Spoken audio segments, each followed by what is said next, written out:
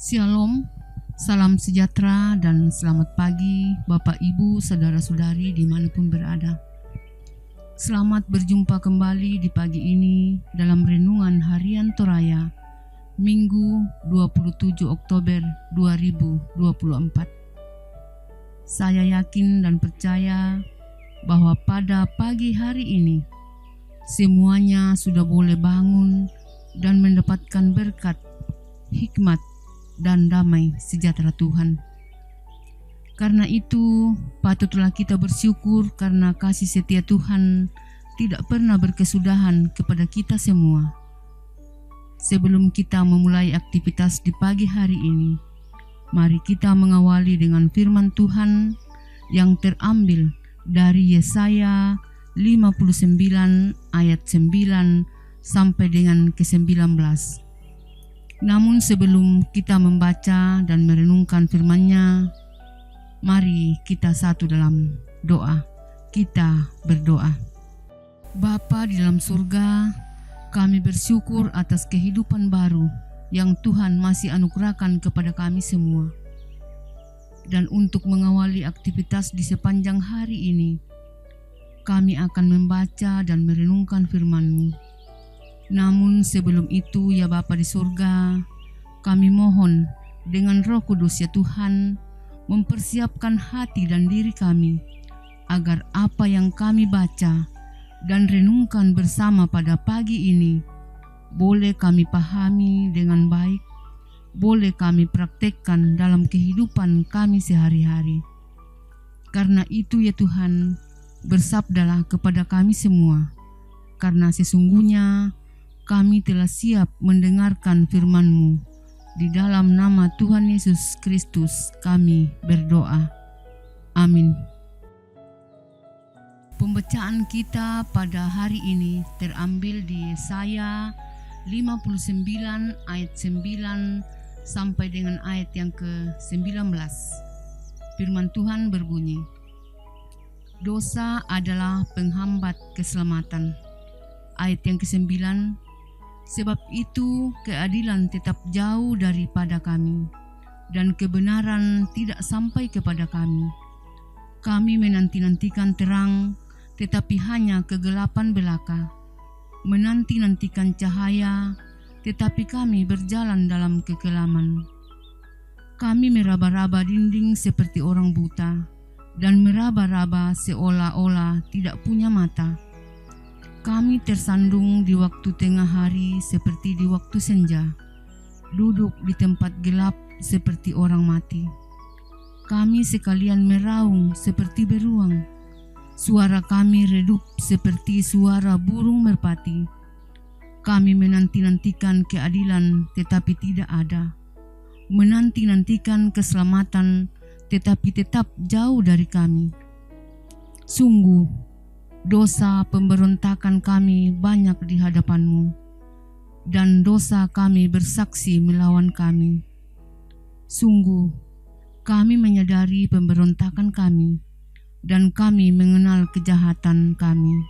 Kami telah memberontak dan mungkir terhadap Tuhan, dan berbalik dari mengikuti Allah kami.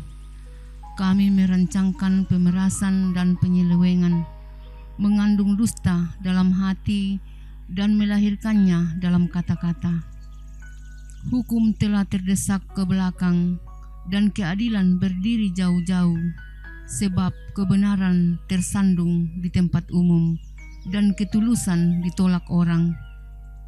Dengan demikian kebenaran telah hilang, dan siapa yang menjauhi kejahatan, ia menjadi korban rampasan.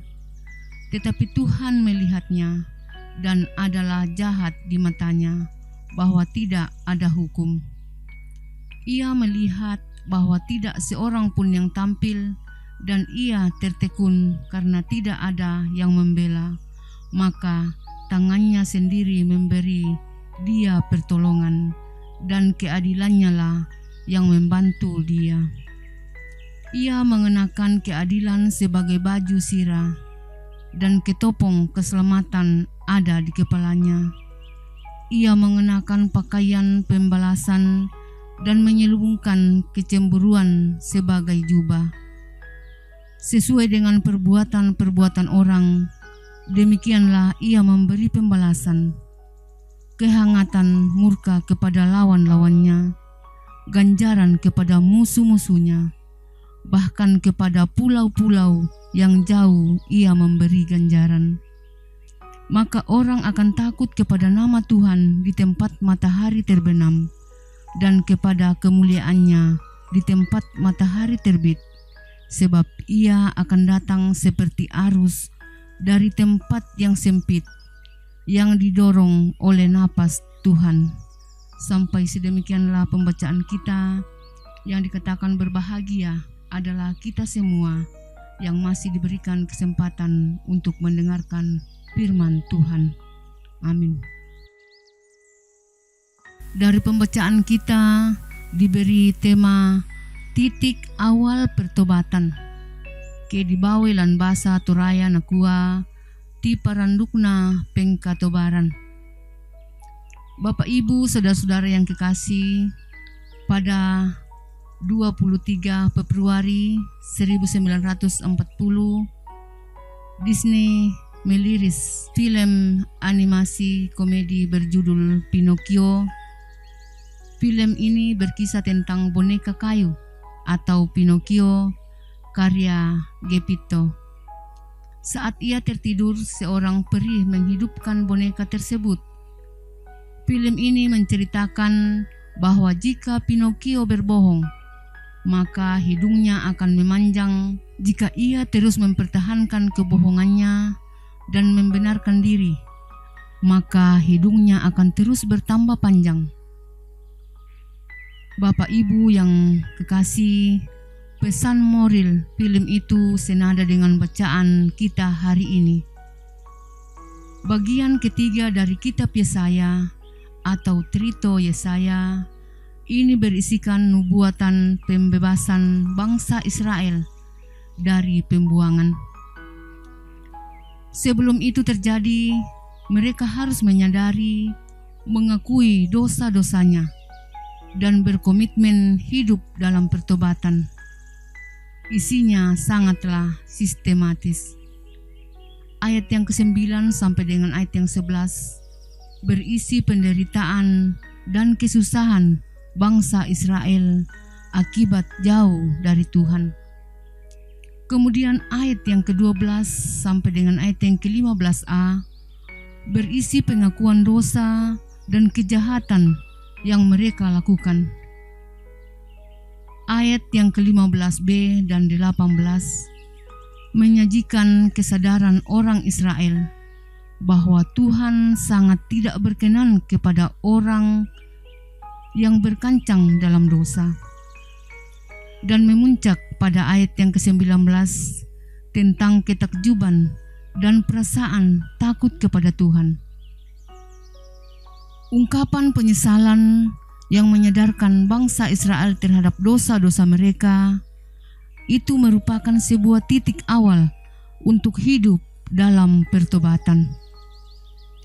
Bapak Ibu yang kekasih, pertobatan hanya mungkin jika kita memiliki kerendahan hati mengakui dosa. Sama halnya Pinocchio, pembelaan diri terhadap dosa, kita kian memanjangkan persoalan dan memperlebar jurang kehancuran. Artinya, semakin membela diri, semakin buruk pula lah keadaan kita. Hari ini kita belajar bahwa Tuhan tidak berkenan terhadap seluruh pembenaran diri atas dosa.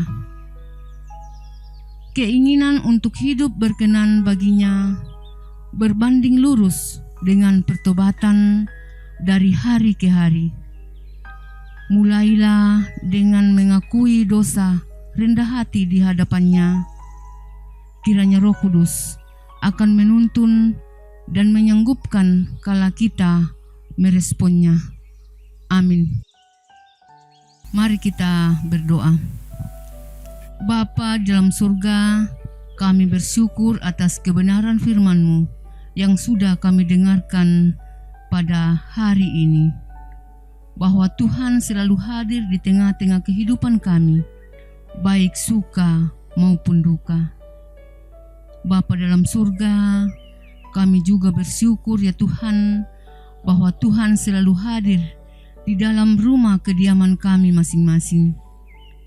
Dan untuk mengawali aktivitas kami di pagi hari ini, kami mohon Tuhan selalu hadir dalam kehidupan kami, menuntun dan menyertai kami, agar apapun yang kami lakukan untuk sepanjang hari ini boleh kami lakukan hanya seturut dengan kehendak Tuhan sendiri.